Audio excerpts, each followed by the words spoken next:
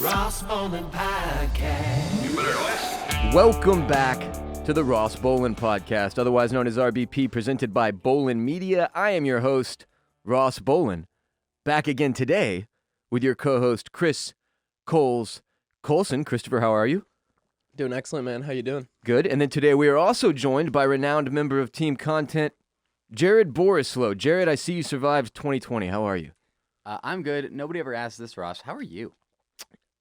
People ask. I actually asked Nobody him asked. I don't want to answer the question most of the time. It's none of your goddamn business, frankly, and I'll thank you to stay out of my affairs. Okay. No, I'm just kidding. I'm doing great. Welcome Good. back, J-Bone. Phenomenal you. week so far, Jared. Happy to have you here. Important things to discuss today. Oh, yeah. Very important things. We're going to move right into it with announcements and shouts. First off, birthdays. Happy birthday to Kim Chambers. It is today. Happy birthday, Kim. Today. Who else has a birthday, Chris? Yesterday was my dad's birthday. Rick! Big Yay. Rick! Hey, Big Rick. Happy birthday, man. Otherwise known thanks by for my supporting friends us. as One Flip Rick, because he's a legend on the Flip Cup table. So, got to give him respect where credit is due. But I hope you enjoyed your night last night, Dad. They went out to a nice dinner. I give with the fam. typically credit where respect is due. Sure. You give respect where credit is due. Okay. Yeah. I give both. Yeah. I'm just giving. That's what I am. You're a I giver. just love to give. You're a giver. So And I that's give on account of everything Rick. away. Happy Yeah, birthday, happy Rick. birthday, Rick. Yeah, Thanks for that- raising a good son that I yeah. can employ. Everybody reach out to Rick on his Instagram. You can find it somewhere. It's Rick Coulson 2 or something like that. And tell him how great of a job he did at raising just such an incredible young man. You just destroyed your dad's social media, which is something we're going to talk about today. Wait, Happy birthday, though. Is there another Rick Coulson? For sure. I'm sure somewhere on the world. There's another Ross Bolen out His there. name's actually not Rick. Is there, Yeah, Is there there's- really another Ross Bolen? There's one in Dallas with the last name is spelled slightly different, and he was like in the same circle that and that was Oh. I was like I kept waiting to run into him at a wedding so I could we could fight to the death because there can only be one. Everybody Sure. knows that. Yeah. But anyway, yeah, those are our birthdays. For Whatever today. happened to that Bolen who was running for state house in Michigan or whatever?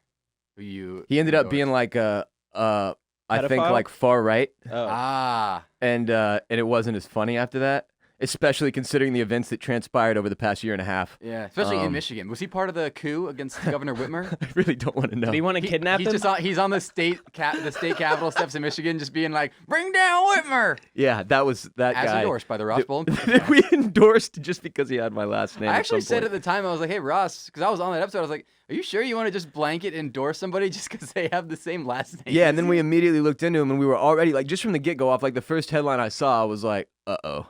And then things, I never looked back into that guy. I didn't want to know, frankly. If you want to watch our show, you can see Jared, Chris, and I all on youtube.com/Bolen Media each and every week. You're supposed to wave, Jared. Wave. good I'm fun. pointing Oh, at yeah. my hat. I have a cool hat. Jared points to his hat. Don't say what my hat is. Nobody say what my hat is. Look, okay, I They won't have to say go what to it is. You YouTube. have to go to youtube.com/Bolen Media to see Jared's very vintage, unique, and Or if frankly, odd hat. you don't even know if he's wearing a hat if you're not Oh, watching. that's We true. could be lying to you. It could be an You never Invisa know. hat. Could be a giant foam cowboy hat for all you know if you're not watching. Go to patreon.com/Ross Bolen Podcast for ad-free episodes every Friday on Patreon. You get a Monday show, you get a Wednesday show. They go out on Apple Podcasts, on Spotify, on YouTube. But then on Friday, the only place you can listen is Patreon, patreon.com/Ross Bolen Podcast every single Friday. Now it is time for our first segment of today's show. Before we get into a first segment, I have a quick question for you, Ross. I've noticed you've added something to the look here. I see you're sporting a new medallion, pennant, Is that a glass little rock around your neck. Fuck, is this showing? is that May I a, is ask that a what it pendant? is?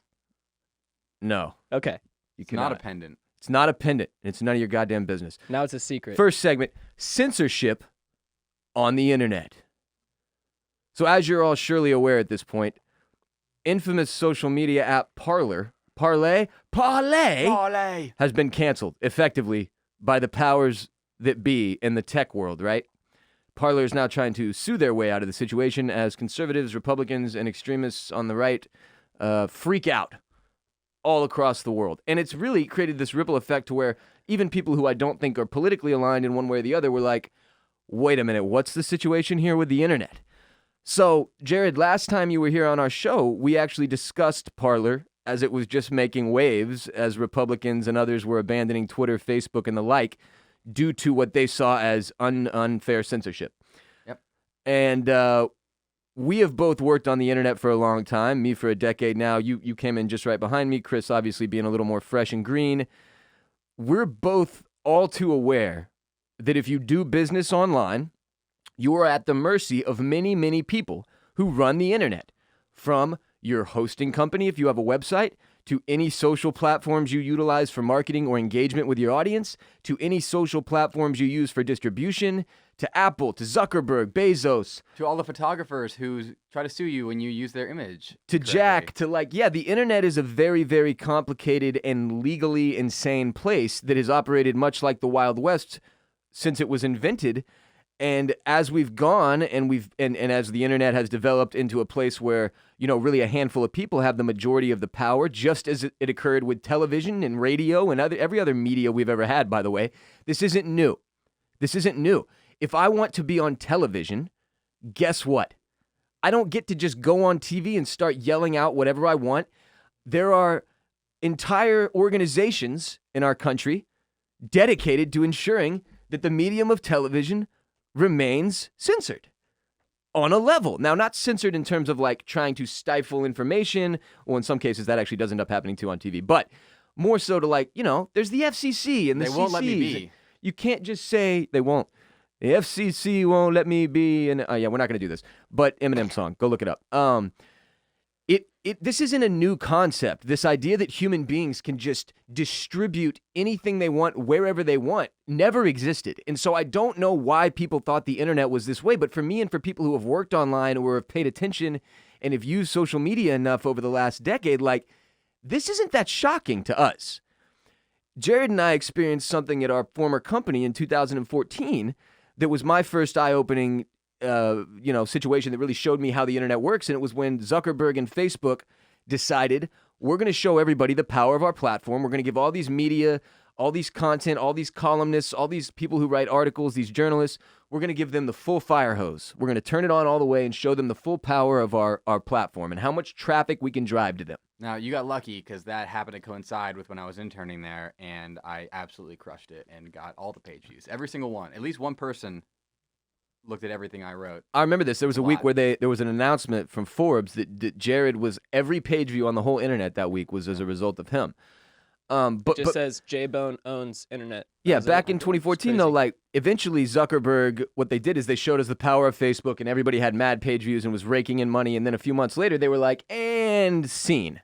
And they shut off the fire hose, and they said, and now, if you want that, you will pay us for it. And everybody realized, oh, we never had power on this platform. We were always at the mercy of this one dude who was going to obviously use the platform he built to make money for his company, not my company, not my place of business, not my career. It was about Zuckerberg and Facebook. Now, Coles knows all about this, seizing the means of distribution. Comrade Yes, Coles. I do. Yes. I do. Yeah, I was just going to let Ross keep rolling. But Yeah. I have thoughts. Keep And going, though. with Twitter, we've seen different changes in algorithm. With Instagram, which is obviously owned by Facebook, some of the biggest social platforms that all of us utilize, with the exception of TikTok, which I'm still very unclear on who owns it at this point and what that whole situation is. Look, if you're working online, you are almost always at the mercy of someone else's terms and conditions. The terms and conditions that we've all complained about for years and years because Apple updated them every 20 minutes at one point. Facebook's updated them a million times. And when you read them, they say things like, we have the power to delete your content if we deem that it is unsafe, inciting violence, spreading mistruth, untruth, whatever the fuck. I mean, they can do- propaganda. They can do pretty much whatever they want. They can delete your fucking account. I could go to Twitter right now. My account could be gone after at least 10 years of building my following, and there would be nothing I could do. And that's my world, though. Yeah. I accept that as my place of business. It's like when you join the mafia. You know you're joining a world where you could be whacked. That's part of the risk, but that's the job. And if you sign up for the job, you can't complain. So I usually don't. You know what I'm saying? We didn't have the power to we haven't had the power, to post on Facebook from the Ross Bolen Podcast or Oysters, Clams, and Cockles Facebook pages, our two podcasts that are in season here at Bolen Media, in weeks. And you know why I haven't said anything? First of all, nobody was ever looking at that shit. We had 100 views per thing on Facebook. Actually, my weird aunt, who's still on Facebook, was looking at that. Is she middle-aged? Yes. Uh-huh. But also because there's nothing I can do. I'm not even sure why we got shut down, but we did. Our page is still there. Maybe it's because you talk so much shit about Facebook for years. Could be that. But see, and again, that was a consequence that I was willing to accept when I started saying like "fuck Mark Zuckerberg" years ago. But also realizing that I am a very small fish in Zuckerberg's massive pond, where he is like a blue whale, the dorkiest blue whale Covered of all in, time, slathered in sunscreen. just making ribs in his under ocean backyard. whale ribs. Yeah. So I want to talk today about the internet, what people thought it was and what it really is. And it seems to me people thought the internet was literally like a bastion of free speech, like the place where we could all have a voice, right? Remember when Twitter came out and everybody was like, oh my God, I can put my thoughts, my jokes, all the important stuffs in my brain that's better than everyone else's onto the internet so that everybody can read it? That was like a crazy concept. Then everybody ran with it to the point that like every Joe, Schmo, and moron on the internet is just attempting to get retweets and likes based on clickbait. We saw the age of clickbait.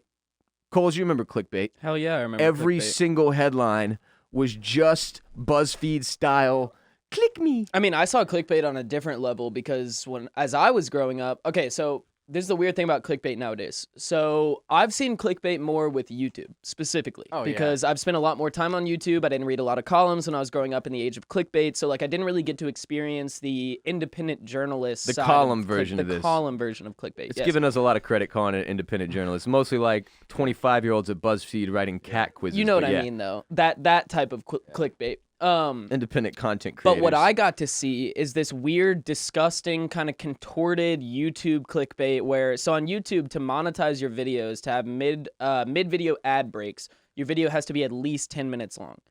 So what these YouTubers... That's a YouTube policy. That's a YouTube policy, correct. So what a lot of these younger demographic YouTubers that are making, like, say, like Minecraft videos and stuff like that are geared towards, let's say, 6 to 15-year-olds.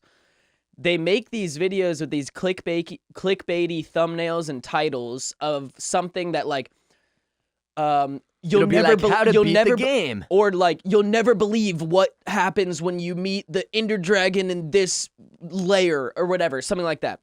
And then that title only applies to like one thing that happens at the 8 minute into and the video. 6 second video. I see that all the and time. the entire, the rest of the last like minute and a half of the video is literally just filler to get it to 10 minutes. But the thing is, like, they're using these younger kids that aren't going to click off the video until they see what they came here to see. Yeah. And they put that purposely at the end of the video to make more money. And now keep in mind, it's not using them. It's just strategy. Strategically, it is their goal is to get as much of your time as possible. I They want agree. you focused on their video for their purposes. But this is where the problem comes in. That decision by most of the internet, I would argue, to care more about money than quality and purpose, Yeah. put us where we are, right? I Where it agree. was like, it was just about getting as much trash out to make as much money as possible. There's no Exactly. like reason, no trying to inform people. I mean, really, entertainment even waved bye-bye. It wasn't even about entertaining anymore. It was about just consuming their time. I'm watching a show right now, What We Do in the Shadows, FX on Hulu, which is was inspired by like the 2014 movie of the same name, which is hilarious, and I highly recommend both. But one of the concepts the show introduces is, it's a long story short, it's a house with a bunch of vampires that are roommates. And you're introducing the vampires, and you meet one of them in the first episode who is an energy vampire. Classic vampire, fangs, sucks your blood, drains you, turns you into a vampire. Energy vampire, totally normal human, balding, looks like an accountant or a guy in the HR department. He looks like Toby from The Office. And what he does is he bores you. So it'd be like, Jared, it's a guy who comes into your office or your cubicle, and he's like, hey, Jared, man, I'm growing this eucalyptus in my front yard, and I was wondering if you had any tips on how to, like, if there was a good sprinkler you recommended for perhaps getting the right amount of water to trickle down onto the eucalypti during the night when I'm sleeping. Also, I was talking to my tax attorney last night, and like just draining you of your energy by speaking to you with their presence. Oh, it's right? just me talking about Cam Newton. Cole's talking about Cam Newton. Yeah. Great Okay, example. What was I saying before this? Because that's what it applied Sucking energy, energy zombie. You're relating it to the show. You're talking about how it's trying to take up time on the internet. Just That's what they were doing. All these every article, column, video put out that's clickbait is just meant to suck you in, to drain you, right? Just it's not like providing you anything really. Yeah.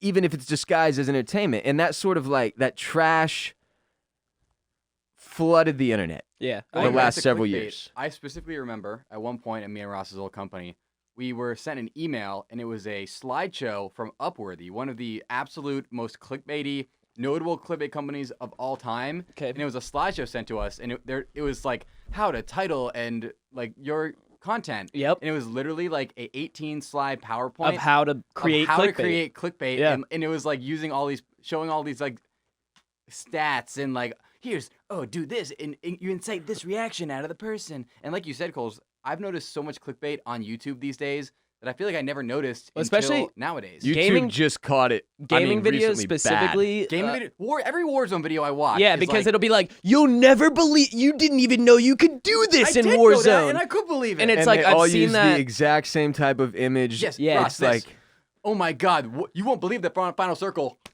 and and yeah, it's it's the streamer making that face, and then like the game in the background, and with it's like just a big explosion and like And a it's like, tiny no. little Yeah, circle man. I with watched like the 60. video, and you didn't take your hands off your controller to stick them on your fucking face because you were confused. Yeah, Yeah, and so it's just here's the thing. Like with newspapers, for example, like there's versions of this, right? They were like, we got to sell papers. With the news on TV, there's versions of this, right? We got to get eyeballs. We need the squirrel on the skis for the morning news. Like, there's always been this element, but the overarching goal, at least on newspaper side, television is a little bit shittier, was still to make a newspaper. Was still to give the news. Even if there was some shit in there that was like meant to just get people to pick up the paper or whatever, like the front headline wasn't like they didn't make the front headline on the paper, the front of the fucking Sunday newspaper, the squirrel doing the water skis. They make it the bombing in Yeah. Tehran or whatever. And that all has to do, I think, with classic journalism training, because Ross and I both have journalism degrees, and we do. We really do. That We wasn't do. a joke. it's beat into you, really, this whole idea of like be a classic journalist. If you do your job Serve right, the people. don't need to know your name. It's all about the story and the byline and the lead and doing it to a way that is helping further information And dissemination. honestly, serve the democracy. Yeah. That's part of what you're taught in journalism school is like how journalism operates as a very major, important piece of the democratic process and system. And the second you poison that journalism with the internet and then nobody really stops to figure out what that means, 15 years later, you end up where we are now, which is with the whole world scrambling to even figure out what the fucking internet even is. or money. Like, I mean, you have to think about this too. Like 100 years ago, you could probably make good money being a good journalist for a really good newspaper in New Nope. York or no, Chicago. you couldn't. you Okay, You okay. couldn't, and you still can't. Okay, well, regardless. It's like teachers. They don't pay these people. you couldn't, like, there was nothing you could do 100 years ago where you could go into content to yeah, make yeah, yeah. lots and lots and lots of Yeah, money, it was right? literally just journalism. It was just journalism. It was to serve the democracy as a whole, or, Well, it content back was then to, would have been like, I don't know, that's pre-television and radio, right? 100 years ago. So what, plays?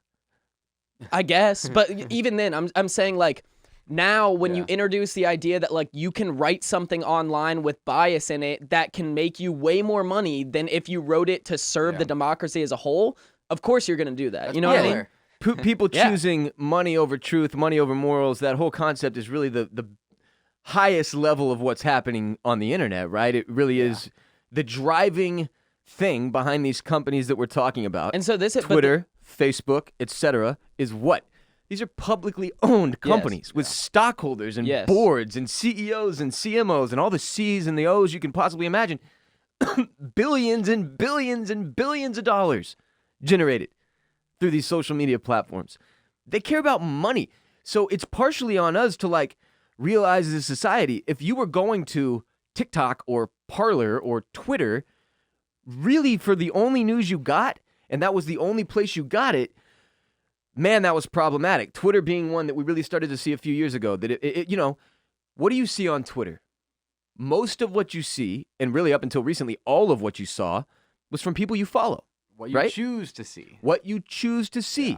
I follow people with the same views as me because I enjoy their takes. What does that do? It gets me into an echo chamber where I'm only hearing what I want to hear. I'm not hearing perspectives and points of view from other human beings who aren't me or living this exact walk of life that I'm in, which is dangerous. I've made sure to follow people whose views I hate. I and agree.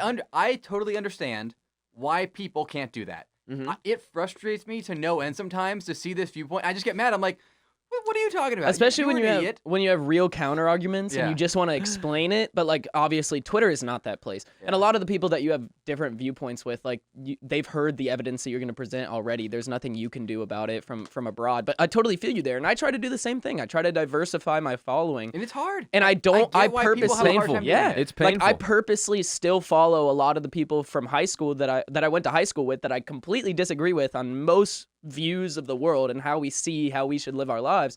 Because I want to see like what they think, how they feel about the world, how Yeah. they think the world should operate. I'll give you like a take recently, and Christopher, don't be offended by this. It happens all the time. People tell me I suck constantly, but I had an older member of our audience hit me up and tell me like, yo, Chris is 21 was essentially his take. And I was like, yes, That's correct. I am. I just would like to let everybody know real quick. I am 21. that is his age. And it was basically like, yo, I don't agree with everything this dude says. I'm in a totally different stage of my life. And I was like, well, that would be weird if you agreed with everything he said then, if he was 21 and you're fucking 40 and you got kids and a job and shit.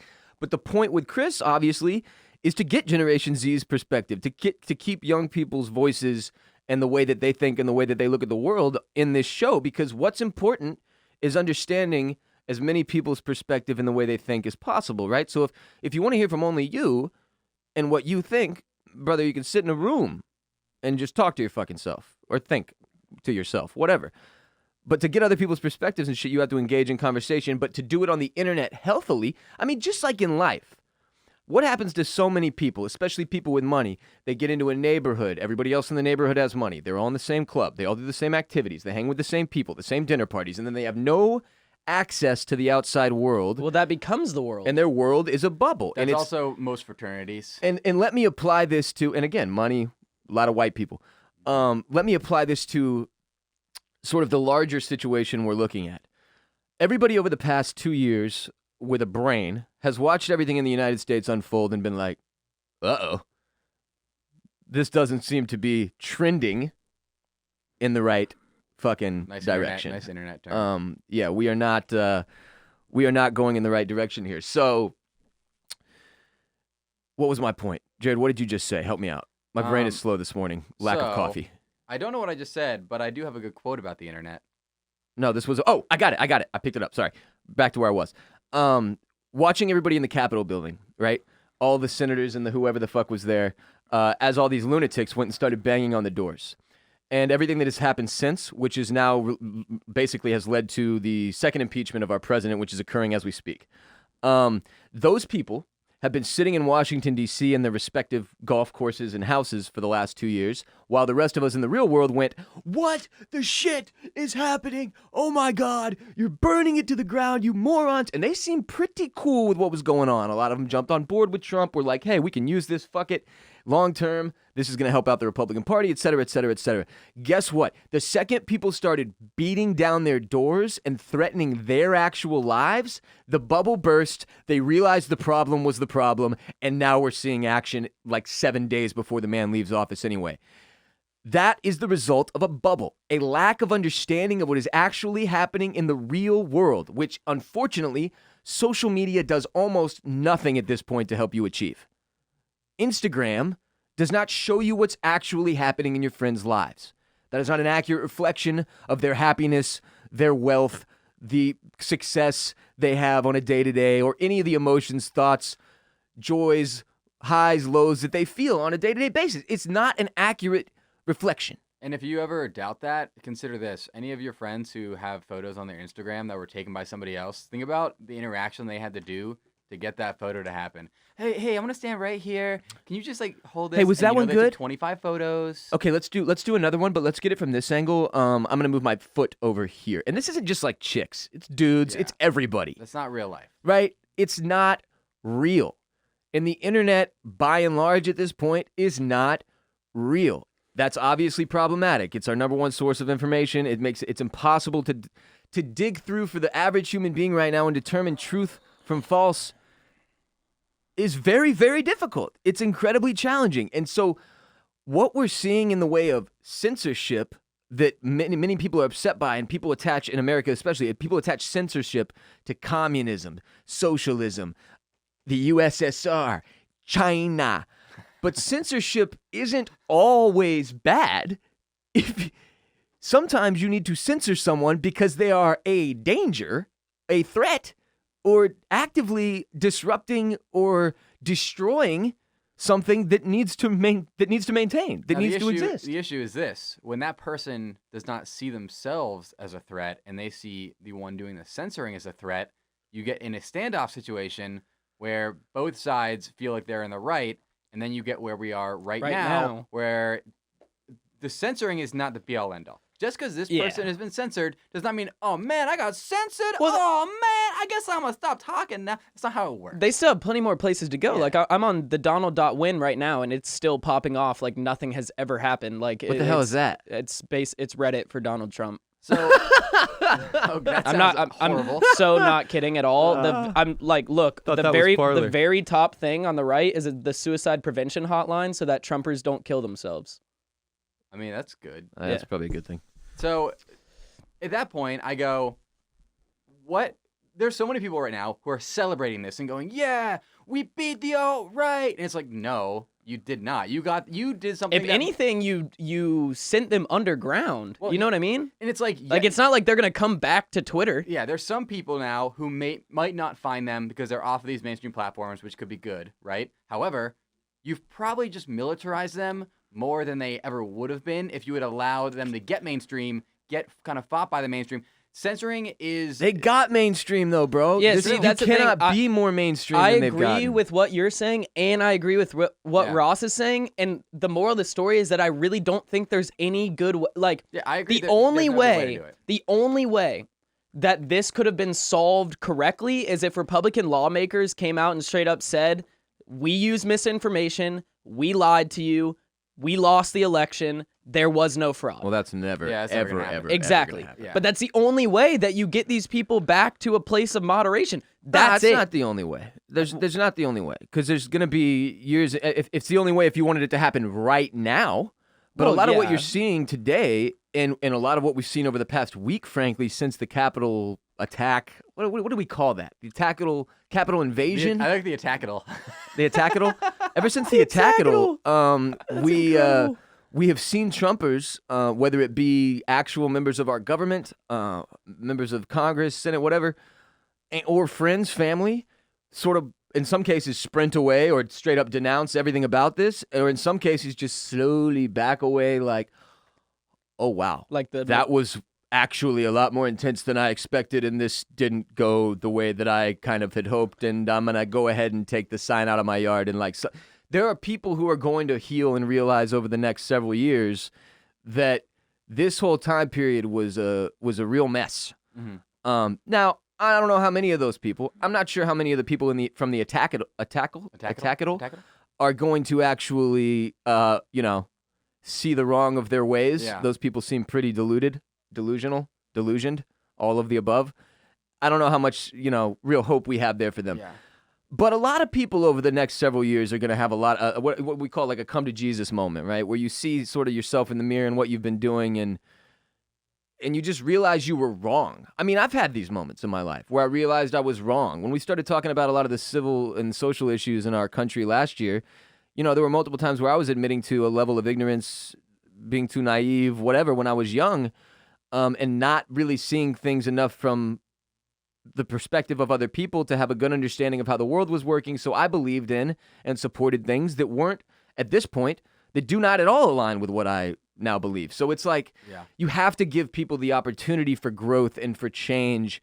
And it's easy to look at the news and see the most extreme version of what occurred and the attackable and the people that were there, and to be terrified and infuriated, and to imagine that there are 74 million people just like that, but there really, really, really aren't. It is a much smaller group than it is built up to be in my head. But at the same time, it is problematic. And as the powers that be continue to find ways to combat this, what became like an insurgency almost, I'm cool with them doing what they need to do to ensure that the safety of our democracy is the number one priority. And in the case of like the Don's Twitter account, look, the only reason for that account was to distribute misinformation and to cause a riot, basically. At this point, I mean, really for a long time. You could argue the whole time. Trump's Twitter account was never a useful tool to help inform the American people or for him to do his job as president of the United States more effectively. It was always about getting his message out, hammering his propaganda home, making sure that, you know, the stuff like the mail-in voting stuff was like beaten into people's head months before it even occurred, which ended up ironically costing him the election and changing American history forever. But look, this whole situation is just one that it's not as simple. It's not so black and white where people are like, you can't silence us. We won't be silenced. It's like, well, they can silence you if you're literally using their platform you signed up for, agreed to all their terms and conditions with. Like, if I invite you into my show and you agree, you say, yeah, I'll come on the Ross Bolen Podcast, and you come in here and just start shouting out some Nazi shit, guess what? I'm shutting off the microphone and the cameras, and your episode's never going to see the light of day. You know why? Because I don't agree with your message. It's dangerous, and this is my show. So I make the rules. It's Zuckerberg's show. It's Jack's show. It's Bezos's show. These dudes who invent these things and build these things, and then we sign up for them, make the rules. So if you're going to use their platforms and then poo your pants and cry when you get banned for distributing propaganda that nearly destroyed the democracy, I don't know how to feel bad for you. Like, wrap your head around it or don't. But this isn't the way. You're allowed to walk into the street on the corner and yell whatever the fuck you want at whoever. That's American free speech. Nobody ever said in the Constitution, you can go on the internets and type whatever you want, wherever you want, and fuck these liberal crybabies. Like, nobody ever put, like, this is the reality of the situation. And you can either accept it, that the internet is not a free zone for you to go do whatever you want, that people have been getting popped for crimes and shit on the internet for years and years and years and years, or you can continue to live in the alternate reality where you have some power on Twitter or Facebook or Instagram or any of the other huge platforms. Now, the question that obviously this conversation sort of ends with is, where do we go from here? Well, is there another platform that arises that actually is going to give some type of easily, I guess, combed through and censored in a way that is safe? Like, there has to be some level of censorship for a platform to actually work. What we saw go wrong with Twitter was the billions of bots.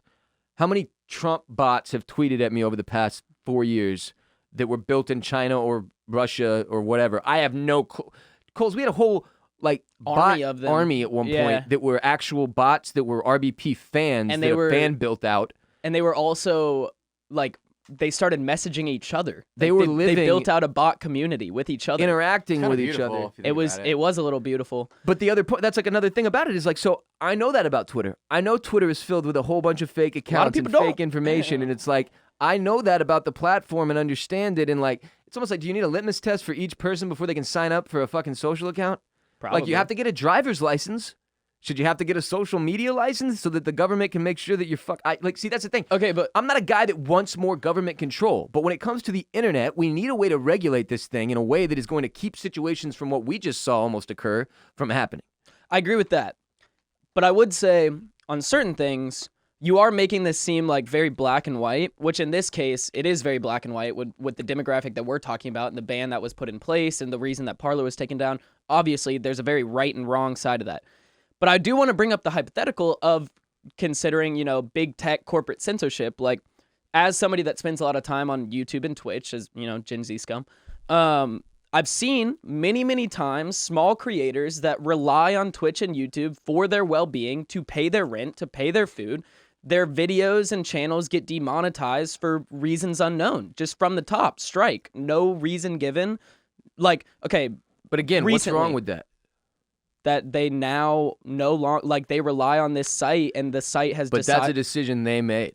To rely on another platform and their service for their livelihood is the That's like if you're going to work But on the without internet, that's them- the first decision But you have to without make. them, Twitch doesn't exist. Like if Twitch doesn't have any I think we'd be streamers, just fine without them. That's what I'm saying though. Like, yeah. But I'm saying like these people are spending lots of time to put out fantastic content. A lot of these YouTube videos that I'm talking about So- are hour-long video I'm essays telling you though, that Chris, the point is you have to be very careful then as a content creator about where you distribute your content because that's so then what are on you supposed to do though? Like You if vet I'm each putting out platform, is YouTube going to be the one that like randomly deletes my account? Does But that if you're happen not- often? Like, is it something that is likely to happen to me? Okay, but let's be real, Ross. I can't go like if I'm putting out very high quality videos that apply to like a very broad audience that I put a lot of time into that's not breaking TOS on YouTube, but they're like either because of especially like with so for example, Disney can, even if you like, they're very, very picky and weird and gray about what they choose to demonetize.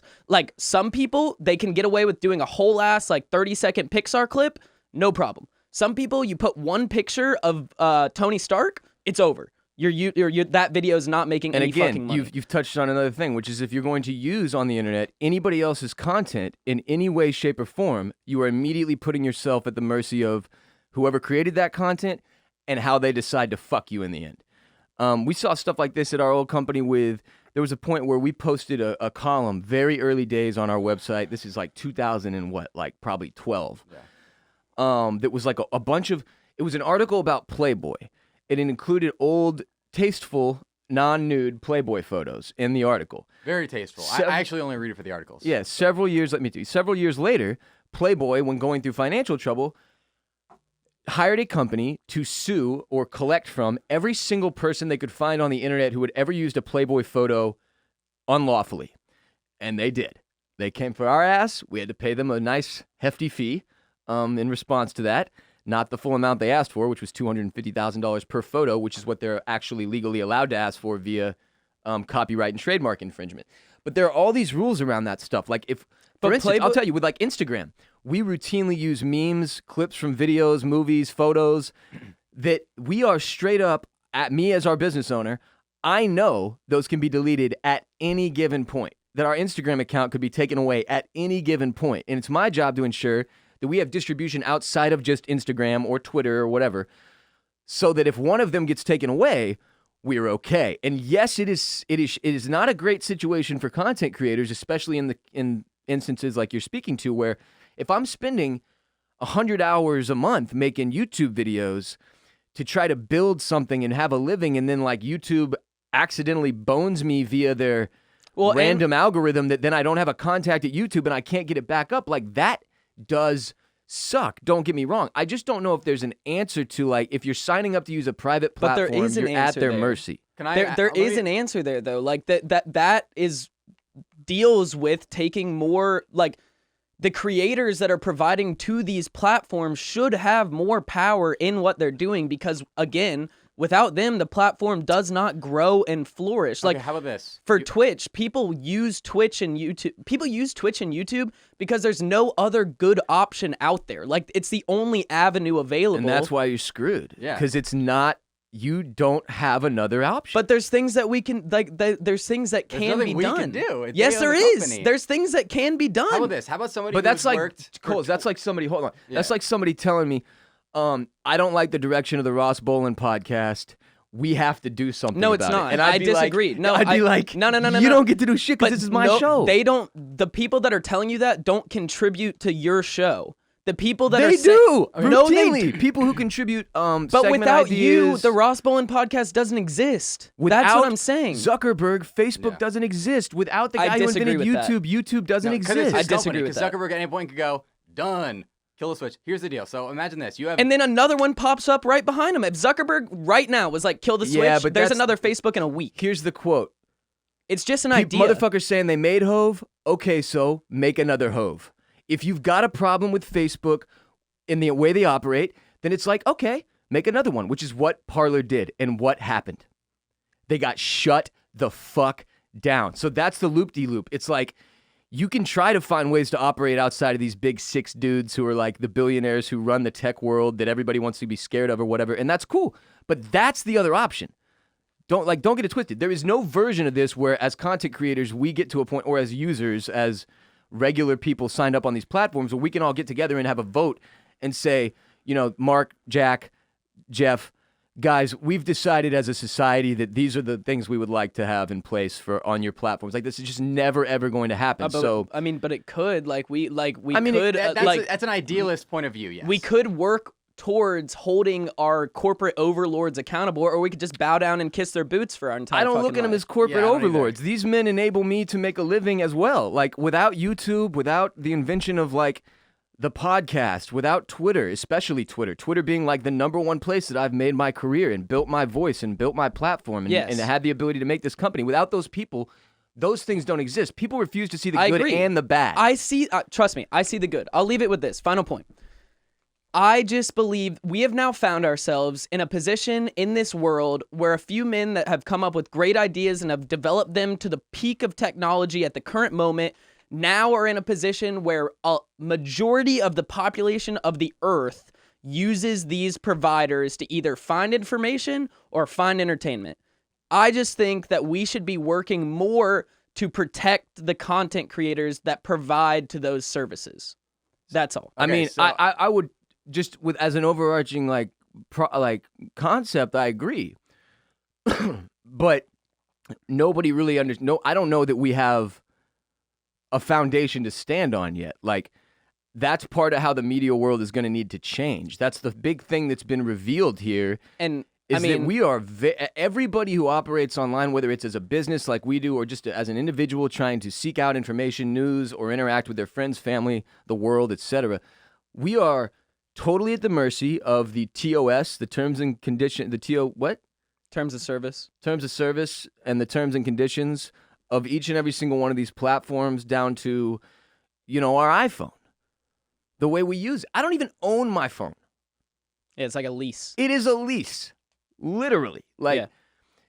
None of my information on the internet do I hold sacred like it's safe at this point. I mean, if something is safe or sacred to me, guess what? It doesn't go on the internet because I don't own any of the platforms I'm putting things on the internet. Zuckerberg owns most of them, and then Jack. But you got to think, though, think about 100 years ago, right? Industrial Revolution, like Rockefeller, like those guys owned pretty much everything, like 98% of the wealth in the United States, I believe. So it was either, work for them, or what else are you going to do? You don't have any rights. You don't have a 9-to-5 workday. You don't have a 5-day week. There's no child labor laws. Everybody thought, just like you said, we have no platform to stand on. Well, eventually they did things and created strikes and unionized, and they created a platform to stand on. And here we are. You have to start somewhere. The Content Creators Union is what you're proposing? I'm proposing that content creators should be working together for more power on the platform, yes. Yeah, but that's just it's like Jared said, it's an idealistic way of looking at it. It is, but it was idealistic. It doesn't have any substance to it. What but you would have to step think. one be? Discussion. I want to make one point about, because one point you seem to be making is, the content creators have this value they provide to the platform. Correct. Without the content creators, then the platform wouldn't be as big as it is. Yeah, this is how I used to think around 2016 too. So then, how about this? Are you saying then that, let's say a guy who was the second employee at a company, built it from nothing, ground floor guy, to this crazy, massive, huge, crazy big company. Sure. Can that guy then be fired? Because he created all this value that made this company so big. But obviously the person can still fire him, right? Yeah. Yes, If he stops providing value, absolutely. Depending on his contract. But what if he doesn't stop providing value? What if they just want to fire him because they own the company? Depends on the state he's in. Is there any... In Texas, you can be fired for any reason at any moment, and there's nothing you can do. Yeah. So, it seems like... Jared, you're fired. Jared, you're rehired. Oh. Look at that. Nothing anybody can do about that. On air, too. Yep. So, is it more of an issue of the, business owners' rights at this point then? Because, they don't have any obligation outside of a moral obligation to treat anybody who's treated them well. No, I agree. I agree with that. And you're saying that issue derives. That goes to the issue in my mind of the system of capitalism that we currently live in. That at the end of the day, the bottom dollar is the most important thing, regardless of what happens to anybody else around you. My thing is It doesn't have to be. I'll note that. It doesn't have to be. But, it doesn't have to be. But money does pay for But based everything on in the our society. based Money on the rules system that we everything live in, around I me. mean, it's easy to deduct that. Mream. And so, like, I just like the content creators that I've seen that have had the hardest time making a living off of the content that they produce, which is very, very high quality content that provides entertainment and like provoking thought to many, many people, even based on like fucking Pixar video essays, like simple stuff like that. Like, they deserve to be able to have a voice. They deserve to be able to have a voice. Yeah, they deserve to be able to have their voice heard. They do have a voice. They also just have the risk of it being stifled anytime they're using that voice on a private platform that has terms of service or conditions or whatever. And that's the thing, is it's like, especially in the case of content like video essays, when they are using other content to create their content, you're fucked. Yeah. You never have a leg to stand on, and it immediately just becomes like, well, then you should go do something in a realm that you have full control over. And the internet is not that. So like, I don't know where this ends. Okay, Amazon is like reverse. I mean, their response to Parler's lawsuit was fucking crazy. This dude Nilay Patel @Reckless on Twitter tweeted out the introduction. He said, "Amazon not dancing around with its response to Parler's lawsuit." And here's the piece I'll read. This case is not about suppressing speech or stifling viewpoints. It is not about a conspiracy to restrain trade. Instead, this case is about Parler's demonstrated unwillingness and inability to remove the servers of Amazon Web Services content that threatens the public's safety, such as by inciting and planning the rape, torture, and assassination of named public officials and private citizens. There is no legal basis in Amazon Web Services customer agreements or otherwise to compel Amazon Web Services to host content of this nature. AWS notified Parler repeatedly that its content violated the parties' agreement, requested removal, and reviewed Parler's plan to address the problem, only to determine that Parler was both unwilling and unable to do so. Amazon suspended Parler's account as a last resort to prevent further access to such content, including plans for violence to disrupt the impending presidential transition. I support this, Ross, because I don't know if you know this. A lot of people probably didn't see this, but all these people who stormed the Capitol actually said they were going to torture J-Bone. Where is the bone? Where's the Bone Man? We're enough of the Bone Zone. Shaman, Bring him get out. over here. Shaman, come and summon the Bone Man. Bring him out. All of that is to say that on the internet, if you're going to operate here, live here, work here, play here, you must recognize that Live here, work here, play here. Isn't that like a Chuck E. Cheese slogan or something? It'd be weird if they added live here. It's like the Domain, Live one of those here. places where it's like a mall and an apartment complex. Live, and, work, play. Yeah. What was the name of the one they made in South Park? You watch South Park? What's South Park? You watch South Park? I've seen it, but I don't know what you're talking about. They gentrified an area of South Park. I can't remember. People listening know. They know. Live, work, play. Yeah, it's like the ultimate gentrification move. Yeah, but Yeah, you, yeah, it really is. You've got to have an understanding for the platform you're on. Too many of us got into this age of social media, and it was just like, oh, my friends have a Twitter. I'll sign up for a Twitter or a Facebook or Instagram or make talk ticks or whatever the fuck. And it's like, well, maybe we all need to take a second, step back, and realize that we need to put some thought into what we sign up for, where we go to distribute our takes, our content, etc., share pictures of our family and friends, and who's in control there, which brings us to our next segment, the richest humans in the world. Ross, before you get into that, remember earlier I said I had an internet quote for you, and I think this just summarizes everything we just said. Okay. And allows you, but I would be remiss not to say it. My favorite quote of all time is from Kanye West about the internet. I'm going to read it for you right now. Please do. Like, you remember, like, you'd see future movies and everything was in the sky? That's the internet. Kanye West. Oh, Kanye. Kanye always provides us the perspective we need. All right, now, the richest humans in the world. We spoke to the fact that there are a handful of individuals who obviously influence a strong majority of the things that take place on our planet, which just from the get-go, as Coles and many people in the Comrade Coles camp feel, is extremely problematic. I don't think there are many people who are stoked on the idea that there's a handful of individuals who hold most of the wealth on the planet. Unless it's me. Unless it's one of them, or J-Bone. If J-Bone, if you were on this list, I might support it, but you're not, so I won't. Elon Musk, we're all aware of. My good friend Elon. We communicate often. We've been tweeting back and forth. He's probably going to come on the show at some point. We may move in together. Him and I like the same tweet. I don't know if you know this. Did you like the exact same tweet as Him and each I other? like Was the it same mine? tweet. Yeah. Okay, cool. Just put a number to it. 70% of the wealth. 70% of the planet's wealth within this list of billionaires, I believe. Well, this one is quoted as nation's wealth. Okay. And Elon Musk recently jumped over Amazon's Jeff Bezos, who we were just speaking about. Mr. Bezos obviously being the head of the company that then decided to cancel Parler's hosting services, which, to explain that very quickly, if I build a website today, if I'm like, I want to make the Ross Bolen Podcast.com, the first thing I have to go do is register that domain. And you know what I do that through, Jared? A domain hosting platform service. And when I sign up for that domain and I pay them that $10 for that year of service on that website, I have to agree to every fucking term they make. And if they want to pull my side at any point because I violated, guess what? They have every right to do so because I, as a private businessman, decided that's where I wanted to put my money and build my website. And again, that's how it's from the ground floor of every piece of the internet. If you want involvement, if you want a website, if you want an account, you have to agree to somebody else's guidelines. And it's wild. It's the only place I'm aware of that it's like, I guess it's the same as everything else, though. If I go to the mall and I pick a store and walk in, that store gets to make the rules about what I'm allowed to do there.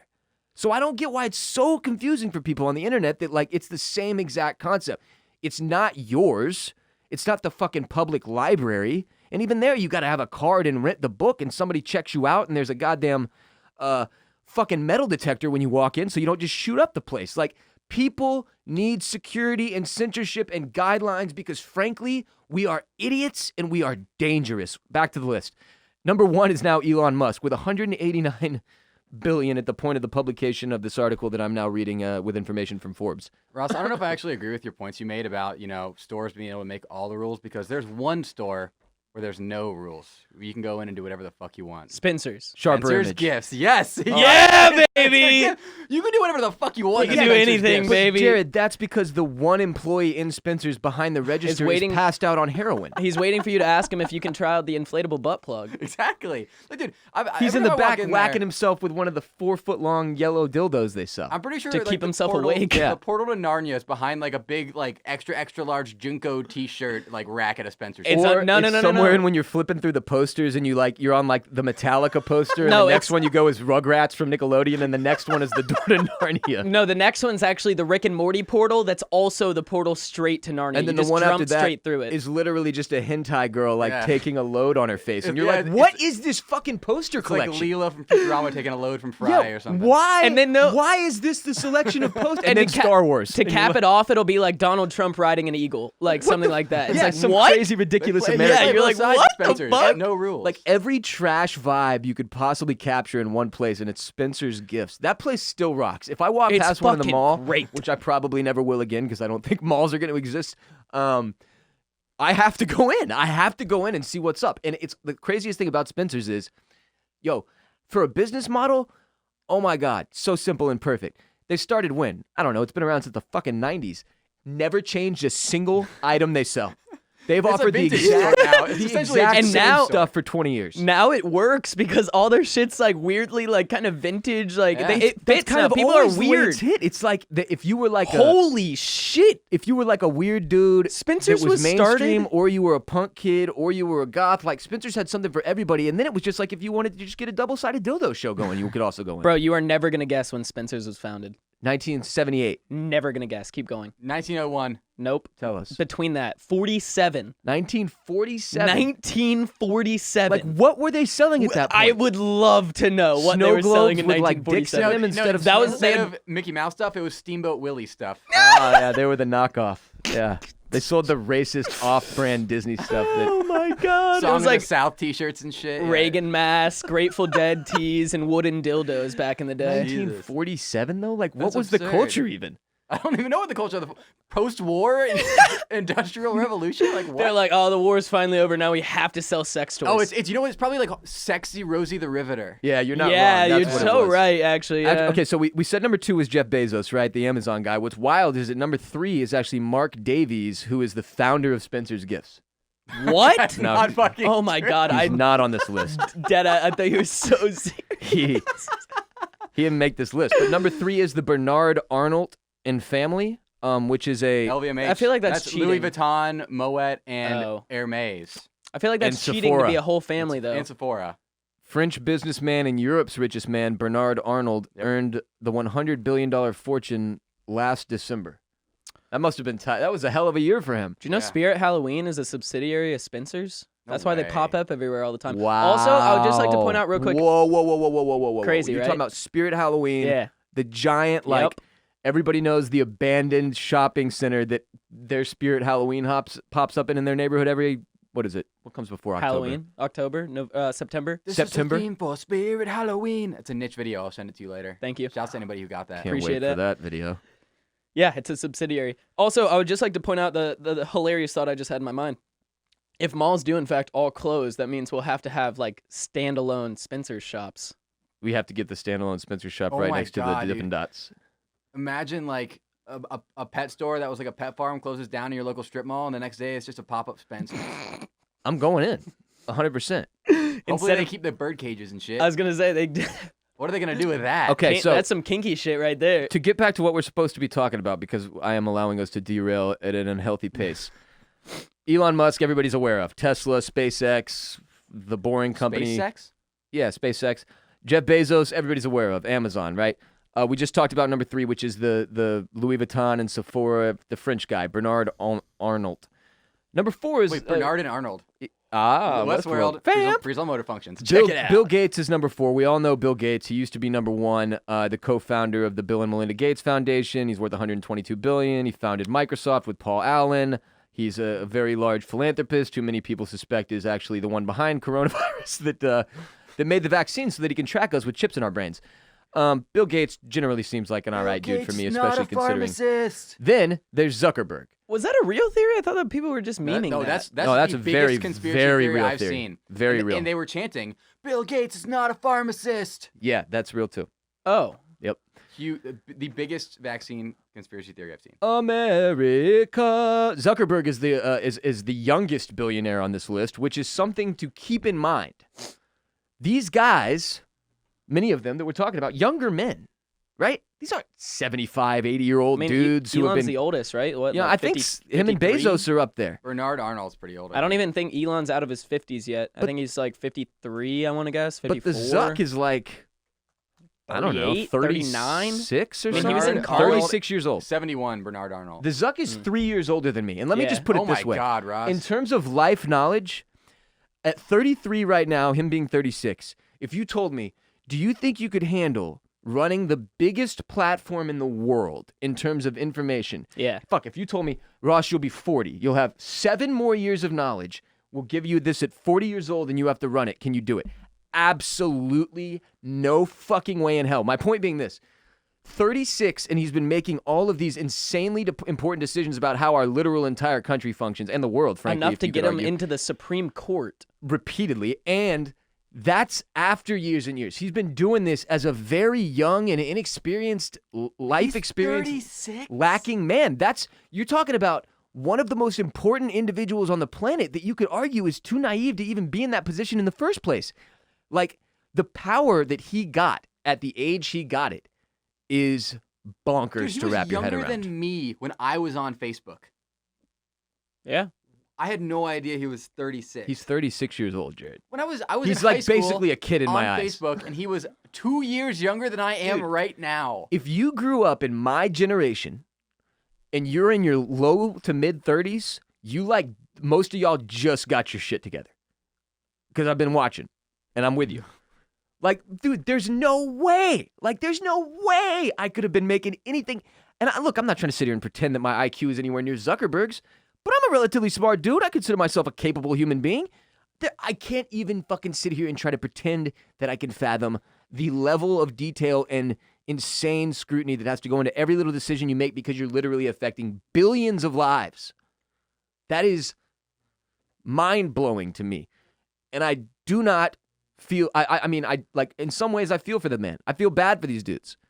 Imagine trying to fucking operate this way. It's hell. Yeah, okay, Every Ross, decision you make. You say that now, but right now, you know for a fact Zuckerberg could cash out and still be unbelievably wealthy and not have to work another day, and his children wouldn't have to work a day, and their children wouldn't have to work a day, and he doesn't do it. So he likes it. He likes the power. Yes, and that's a very important aspect of this, is that to what Chris was talking about earlier, like, how do we get like Like it's clear, like one individual no one man should have all that power to have another Kanye West quote out there. Like what do you do? And part of the problem is that these men haven't been willing to share power. That Zuckerberg is not willing to say, all right, I noticed this platform has essentially become a right-wing information distribution platform, which is like if you go look at the top 10 Facebook links every day, there are like 7 of them every day. 3 of them are Ben Shapiro and 2 are Fox News. One of Dan them is Tucker Bongino. Carlson. And Bongino is like Bongino. Bongino's number 1, man. He's crushing Facebook. I've never even Don't know who that is. Yeah, don't know who that is. No okay. fucking. I was curious if he was Dan like, Bongino. I'm not kidding. He was the number 1 link on Facebook yesterday. was. I just did another quote from the same exact guy as the Spirit Halloween one. Just a talented individual. saying. Good stuff. That guy's gonna be pumped. I think that's actually the only quote that you know. You're Yeah, just like when re-quoting it Zuck multiple discovered times. all this though about his platform, he had the opportunity.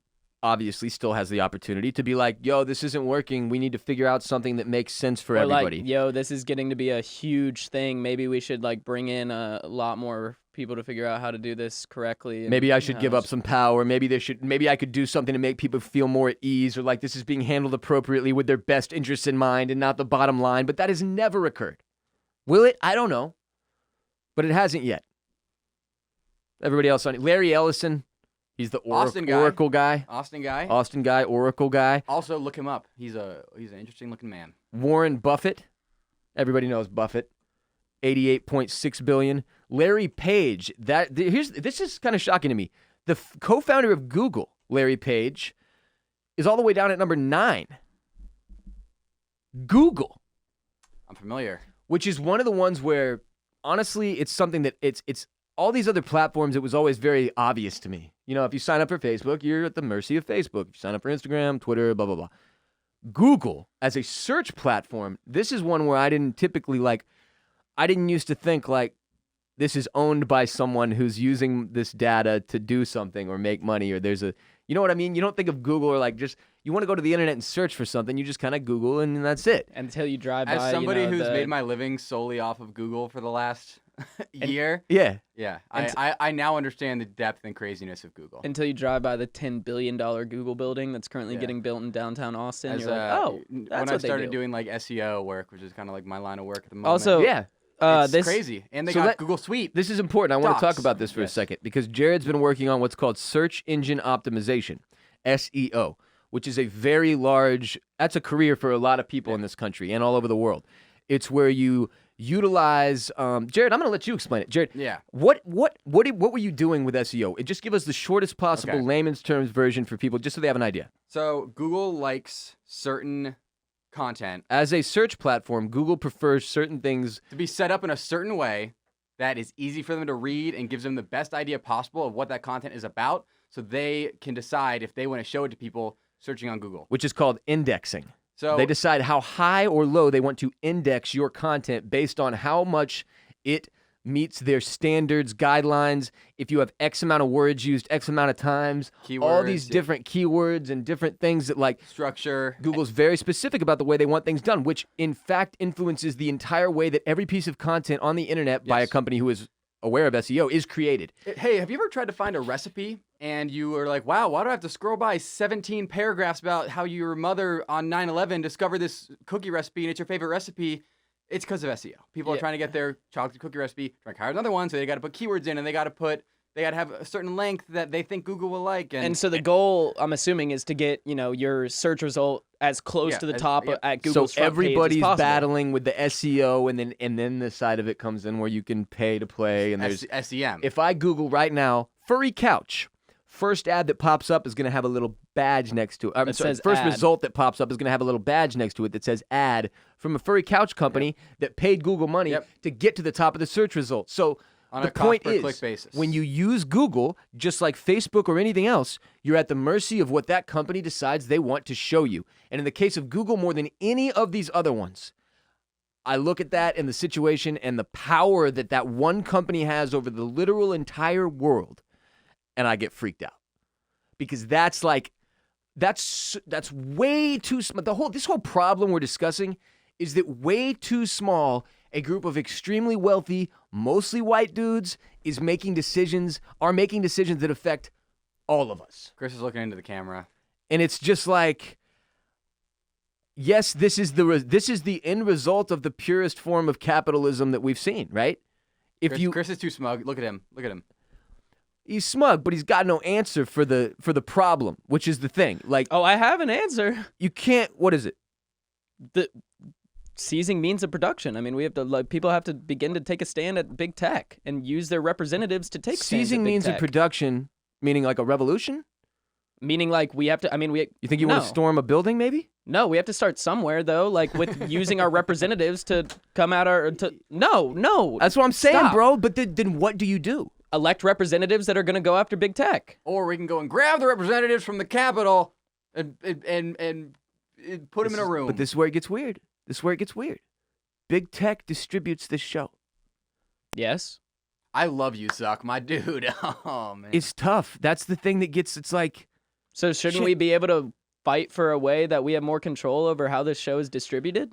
you would hope. You would It's hope. So just then a why don't vi- we do that? Because then if you say that out loud, Then you get shut down. Yeah, we just three probably times, got we like just Bloody got Mary. bumped down the Google index Yeah. like 4 slots. Now when you I'm- search I'm the gonna have Ross to Bolen work, like, an podcast, extra- that fucking RBP Yeah. company that makes truck stickers is gonna I'm gonna pop have up to in work front of 3 us. months to get us back up there. Thanks, Chris. Yeah, sorry about Jesus. that, Jared, Jimbo. go do some SEO. wait. Sergey Brin is Yeah. number 10, by the way. He's the co-founder and board member of Alphabet. He Also, invented the alphabet. Larry A, B, C, D, Ellison. E, F, G, H, I, J, K, L, M, N, O, P, Q, R, S, T, U, V, W, X, Y, and Z. Larry Ellison looks like Tim Allen if he never stopped doing cocaine. I can see it. I've See got to look at Larry Ellison. it. But the last thing I'll say about He looks like a fucking vampire. the whole point of SEO is this: Google wants its people who make content to make their content as good as possible, so that people will go to Google, get an answer to their query, and go, "Wow, Google did a great job answering my query. I'm going to keep using Google forever and ever." Yeah. So they really care about the end user only because their end user uses Google. Yeah. So Google goes, people who make good content, we are going to bump up high in the list because they make us more money. That's it. It's not Google's not like only user focused. They're Well, only but user the- focused yeah. in so much as it helps them out. And the last thing you said was the key. And they make more money. Yeah. If it works better for their purposes, which their purposes don't align with yours, they make more money, which is the Yeah. key. And it's like when you look at this list, and to put a cap on this richest humans in the world segment and sort of our opening discussion from this entire show, we all need to be more aware of the men on this list. And to answer our own question and my question, like, where do you start? What do we do? Awareness. We've got to really. try to hold, it's awareness, Awareness is where you education, and start, attempting yeah. to hold the members of our society who hold the most power, it's attempting to hold them responsible. And don't get me wrong, there are absolutely ways to put enough pressure on these individuals that we get change. It's just a matter of figuring out what that looks like because we haven't seen it effectively done yet. All we've seen is our government go after Yes. them, who we all know does not represent our best interests And I know either. that a lot of times I do definitely come across as very idealistic. And in my mind, those ideals are a very, very long end game. But you have to start small and start somewhere, and having an ideal of what it could be potentially is the best way course, that I of can do it course. in my mind. You know Of what I mean? course. Yeah, no, I Just to explain how my thought processes work, because I know for a lot of people... I'll give you the rebuttal though. Like 40-year-old Dave sitting in his cube I understand that. doesn't want to like that. That's infuriating if you've been through enough of life Because to you know wanna- how naive that is. I know. I get that. And I Yeah. do get that. It's just like I'm not content with the statement, that's how it's always been. And I think that's how it the is. thing to hold on to. You never want to be but there's a difference between like knowing everything is fucked and we need to fix it and being unrealistic about like how much work goes into that. And it's the place where I'm not saying you're unrealistic. I'm just saying like Oh, I understand it's a lot of work, man. the older you get, the more you're like, all right, where is my work effective? What can I work on that's actually going to actually move the needle in a tiny way, in my Yeah. own little way for this thing that I disagree with? And that's kind of how you have to do it. It's like, especially in this country right now Yeah. where we've seen that the internet very clearly not always our friend, well, I mean, you kind of look have at- to organize on a low level. Trust Like, me, I know, man. I mean, like one of my biggest mentors in terms of my political outlook is Noam Chomsky, and he spent his entire life basically being blackballed by mainstream media. I mean, I get that it's very, very difficult if you have the stances and you believe what I believe in. Like, it's a very, very, very, very slow grind. But I mean, eventually, his ideas transitioned onto a lot of people in my current generation, and that'll live on. So Killer Mike, I'm reading Chomsky, I read Bukowski, I'm laying low for a week. Isn't I said Slow something on Grind a behalf of song? my people, and I popped up on WikiLeaks. Exactly, yeah. Slow Grind by Tory Lanez. Slow grind. RBP 365 is brought to you by Headspace. Even in the new year, it's hard to start a new routine, but if you're one of the 34% of Americans who made a resolution to be less stressed, Headspace is here to help.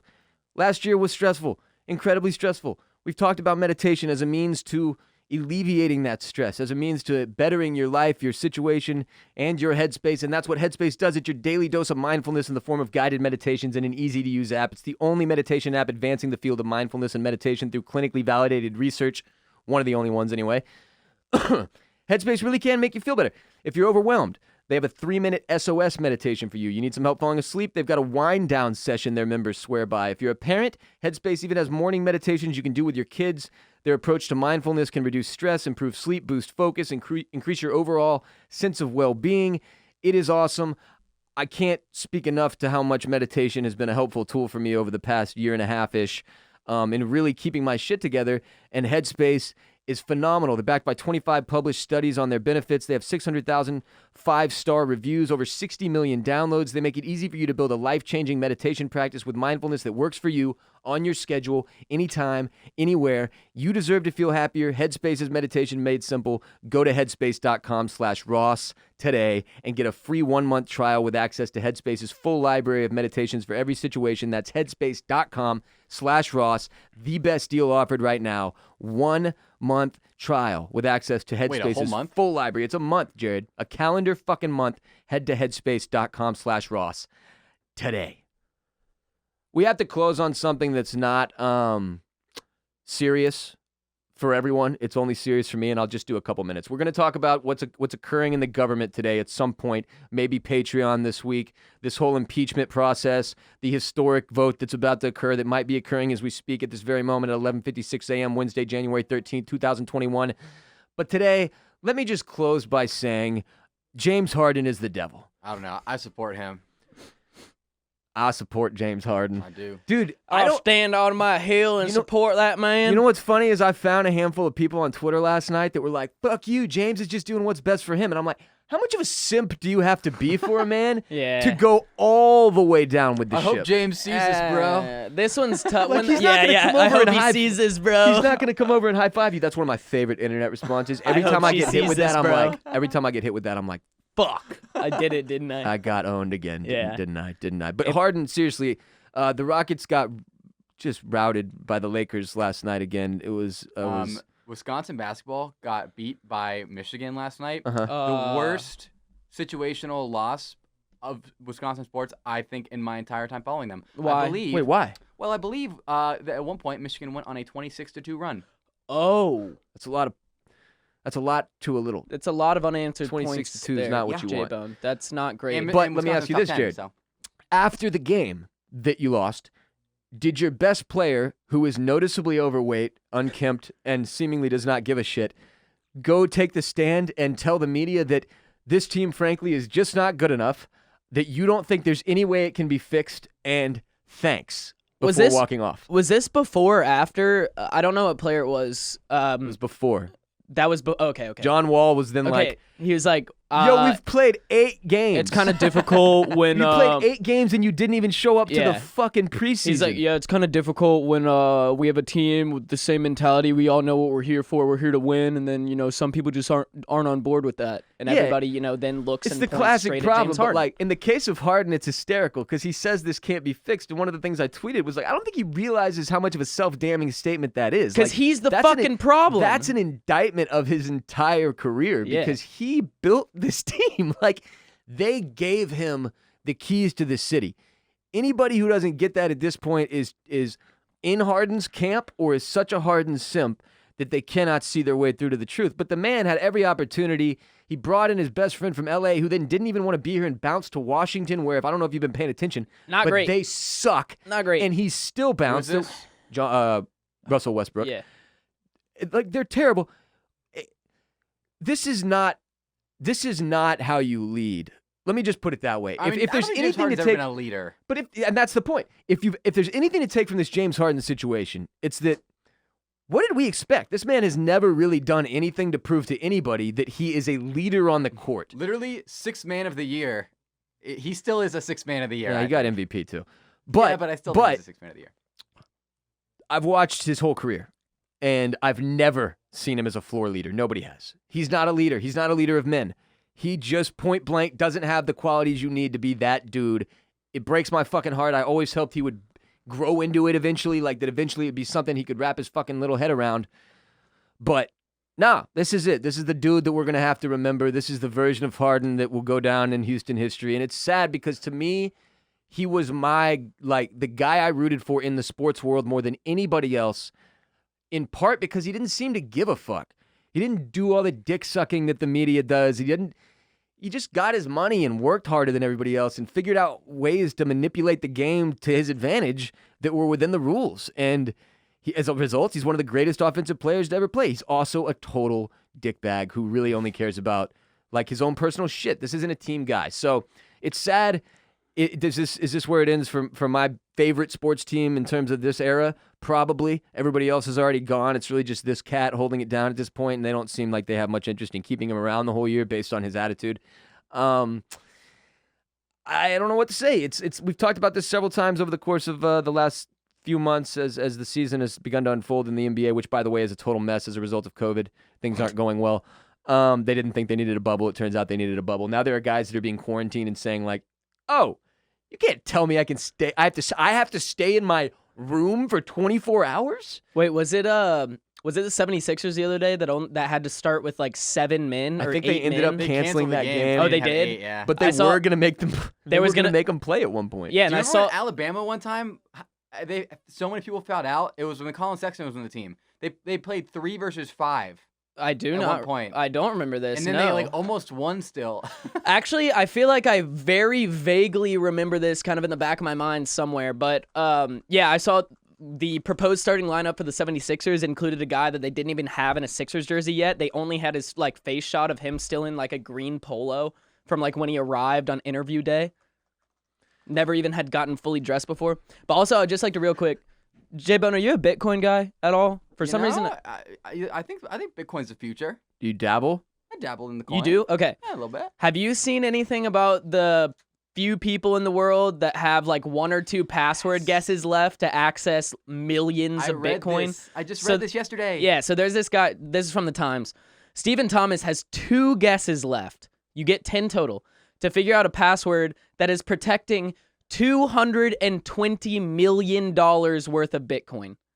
2 guesses left. There's nobody that can help him out with this? No, it's completely like the password for these wallets is apparently like you either know it or you don't, and he has 2 left, and then everything gets deleted. It's a safety measure. Did he There's not no write it down? reset. There's no. I read the article. He got it as a gift for making a video about Bitcoin for some evangelist. He got 7,000 like, Bitcoin So- for making a video when Bitcoin was $2 a share. Okay, holy shit. And they gave that's it to him crazy. as a gift and put it in a wallet and gave him the password And he just for lost said it, wallet, which he can't find. which he cannot find. And now he has to have somebody figure it out within 2 tries or it's gone. Yes. And he Holy said- And fuck. so, but in total, behind password protected Bitcoin Yeah. wallets that have at least 1 incorrect guess on them, there's $140 billion worth of Bitcoin. Nuts, man. I have $24.04 in Bitcoin, Sick. Let's go. which you Huge. can all see is huge for me. Do you remember your password? I don't. It's just within Cash App. I don't Oh, really sick. have to. Just Face ID. Well, that and makes stuff. it So easy. that guy said that he's done guessing and Yeah. he's gonna leave it in a safe, and maybe cryptographers in the future will be able to like decipher it. But somebody else said this dude can make a lot of money live streaming him putting in the passwords to see if he wins $220 million. So he's got no chance, basically. Like, unless cryptographers have a way to break into that wallet, there's no chance. which, if they have a way to break into, would make it to where the entire industry was completely unsafe. So they're not going to have a Well, way. yes and no. I mean, you can still break into things that are very safe if you're extremely talented at what you do. You know Yeah, what but I if mean? you could hack a Bitcoin wallet, the world would be in deep shit. Okay, the but entire thing is built on the safety of the Safety, If yeah. it took Bitcoins. like 10 cryptographers 6 months to hack a Bitcoin wallet, like They would have been done that. That's like unlimited wealth and power. okay, fair. Unlimited power. Also, I just want to say Cal McNair is also the devil, as for those of you who have heard. Deshaun Watson also wants out of Houston now. It could be argued that when I left Houston, Houston fell apart, sports-wise. That it was me, that I was the catalyst. I think Houston fell apart when you guys didn't keep Sam Decker personally. I kind of agree with that. I like Sam Decker Sam a lot. I Decker was a just big fan. followed me on Twitter 2 days ago. No shit. Just Hey, that's a big saying. follow. saying. Wisconsin great Sam Decker. Shouts to Sam Decker, married to Olivia Harlan. He is Kevin Harlan's daughter. And Huzzah. I'm gonna Good luck, Sam. I'm gonna leave this to make you feel a little better about your sports team. Do it. I incorrectly said the run that Wisconsin got absolutely ran train on against yesterday. Oh, can I guess? Yeah. 32-2. 43-6. Oh no. That's very bad. That's horrible. Because 26 Historic. to 2 or whatever, that shit happens on occasion. Yeah. In the NBA all the time. It's one of those runs. 46 to 6. 43 to 6 43 run to 6. yesterday. No, I it's turned a it off beating. 5 minutes into the second half and watched a rerun of The Bachelor. Were they up? That actually did make me feel a little bit better, especially No, that they you were had down to the go whole from game. watching basketball to That's reruns even tougher. of The Bachelor. That will do it for today's show, but before you head out to take on the world, it's time for some very important announcements. First and foremost, you've been saddled with 3 legal obligations as a result of having listened to this entire podcast, the first of which is that you must rate and review. Please give us 5 stars, write 2 or 3 sentences about why you love the show. Check that box and move on to number 2, which is to share the show with one person this week. It could be a friend, a family member, a coworker, a neighbor, any one individual that you think would enjoy the Ross Bolen Podcast. Share the show with them this week. Share the show with one person next week. One person every week until the week you die. Then your third and final legal obligation is to support our sponsors who support us and keep us in business. In the case of today's episode, that would be Headspace. Go get your 2021 meditation practice underway at headspace.com/Ross today. Get that free 1-month trial with access to the entire library of Headspace's amazing meditation practices. Get a new ritual going for 2021. Now is the time. Improve yourself. That's your final legal obligation. Check that box. We can all live long and prosper. I call off the dogs. We don't have to see each other in court. Huzzah. Follow me, Ross Bolen, on Twitter. Can I not say my last name anymore? Is it Bolen? When I say it naturally, Ross Bolen. It's Roos Bolen. Bolton. It's Roos Bolton. Follow me, Roos Bolton, on Twitter, Instagram, and Snapchat at WRBolen, at WRBOLEN. Don't ask why it's that one. My name is Roos Bolton. Twitch.tv/BossRollin is where you can find me and Coles and Jared sometimes, a few times a week live on and Twitch Chess playing Masters. video games and playing chess. I played chess against some kids last night. Good fun. Turns out I am not the Queen's Gambit and am trash. Chris, where can everybody follow you on social media? You can find me on Instagram at ChrisSC99. You can find me on Twitter at Q0ULS. And you can find me on Snapchat at Chris_Coulson. That's COULSON. Jared, thank you for joining us today and discussing the ins and outs of the internet and our world as a whole. Where can we follow you on social media and keep up with you? Well, you can follow me at Jared Borislow wherever social media is sold. Ross, I have a question. Yep. I watched you type that sentence into the rundown. Does it have to be in there for me to say it? Is that the Yes. question? Yes. No, it doesn't. It's just that sometimes, as you noticed during today's show, my brain will just be like, and blank. And so, like, if that had happened between Chris talking just now and you talking, I may not have remembered. So I wanted to make sure I remembered penis, boobies, wiener, ass, and titties, sex holes. Why'd you do that, dude? Jared just wrote those words into the outline and made me read them. That was messed up, Jared. Where can we follow you, though? For real? At Jared Borislow. If you don't follow me, you're a dirty slut. Sex hole. What the hell, man? Dirty slut. Follow me. I've started using that word again because I feel like it's not it used to be derogatory because people aimed it at women. Yep. I like calling dudes sluts now. Yeah. It's fun to me. I don't know why. I did it with someone on the internet the other day, and people were it's upset. a good one. I think it's back. I think it's back. We brought sluts back. Good shit. We're Bring basically, this you know, slutty like back. Mean Girls had sluts like hardcore in the mid-2000s. Yeah. Now we're taking over. We're rebranding. Hell yeah. Well, Check out Sluts podcast. Check out Bolen Media's television. We're also an abortion podcast. Check out Bolen Media's television and film podcast, Oysters, Clams, and Cockles, available wherever RBP is available. If you love TV and movies, you will love Oysters, Clams, and Cockles. OCC is great. We're covering The Sopranos right now on the Patreon. Oysters, Clams, and Cockles. That will do it for RBP 365.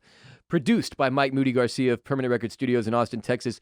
Chris and I will be back on Friday on Patreon, ad-free for everybody on patreon.com/Ross Bolen Podcast. Come through this Friday, support the show, minimum of just $5 monthly on patreon.com/Ross Bolen Podcast for the ad-free Friday episodes. To access them, you should do that because you are not alone.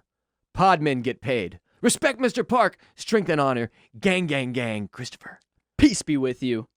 And And also also with you.